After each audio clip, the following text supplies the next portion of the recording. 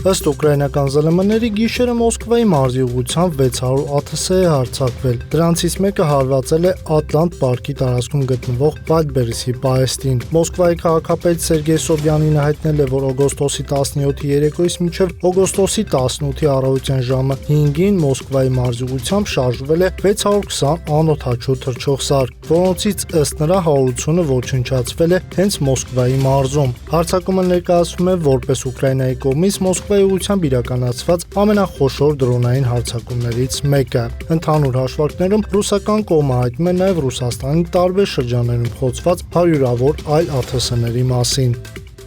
ԱՄՆ-ի 30 նահանգ դատի է տվել մետային երեխաների եւ դեռահասների վրա Instagram-ի ու Facebook-ի վնասահարար ազդեցության, ինչպես նաեւ նրանց գաղտնիության մասին օրենքների խախտումների համար։ Նահանգները Meta-ից պահանջում են ավելի քան $1 տրիլիոն եւ հարթակներում մի շարք փոփոխությունների իրականացում։ Դրանց թվում են մինչև 18 տարեկանների համար լայքերի քանակի վերացումը, ծնողական հաստատման համակարգի ներդրումը, անվերջ սքրոլի եւ տեսանյութերի ավտոմատ նվագարկման դադարեցումը, ինչպես նաեւ առաջարկությունների ալգորիթմների փոփոխությունը։ Թուրքիայի արտաքին գործերի նախարար Հական Ֆիդանը հեռախոսազրույց է ունեցել Իրանի արտաքին գործերի նախարար Աբբաս Արաղչիի հետ։ Հեռախոսազրույցի ընթացքում Թուրքիայի արտգործնախարարը իր իրանցի գործընկերոջ հետ քննարկել է Հորմուզի նեղուցի բացման շուրջ բանակցությունների վերջին զարգացումները, ինչպես նաև հրադադարի շարունակման հարցը։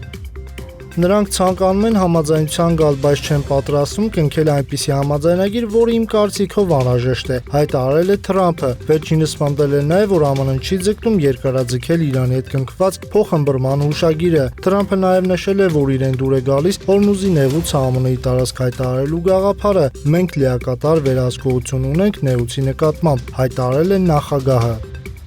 Իսրայելի վարչապետ Նեթանյահուն համաձայնել է Խաղաղության խորհրդի հետ Գազայի համար երկու աշխատանքային խումբ ստեղծելու հետ կապված։ Առաջինը կկենտրոնանա քաղաքի զինաթափման եւ ապա ռազմականացման վրա, իսկ երկրորդը Գազայի բնակչության առջեւ ծառացած սանիտարական պայմանների, մաքուր ջրի եւ առողջապահական այլ խնդիրների վրա։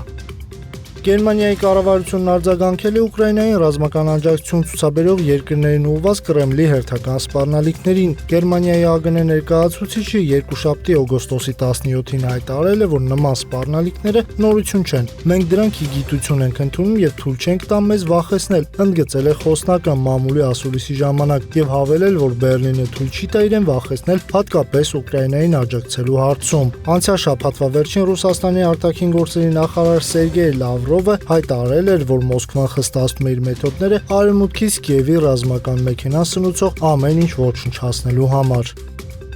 Իրանի Քրդստանի Սուլեյմանյան անգում Թանջարը շրջանում վառելիքի խոշոր պահեստում հրդեհ է բռնկվել։ Տեղում նաև մի քանի պայթյուն է տեղի ունեցել, ինչի հետևանքով կրակը տարածվել է վառելիքի տարաների վրա։ Պահեստում եղել է 34 խոշոր վառելիքի բակ, որոնցից 30-ը լցված են եղել բենզինով, ընդհանուր պահեստավորված վառելիքի ծավալը կազմել է մոտ 3.2 միլիոն լիտր բենզին եւ գազոլին։ Նախնական տվյալներով 20 մարդ վիրավորվել կամ թունավորվել է ծխից, հիմնականում թեթև այրվածքներ եւ շնչառական խնդիրներ։ Զոհերի մասին տեղեկություններ չկան։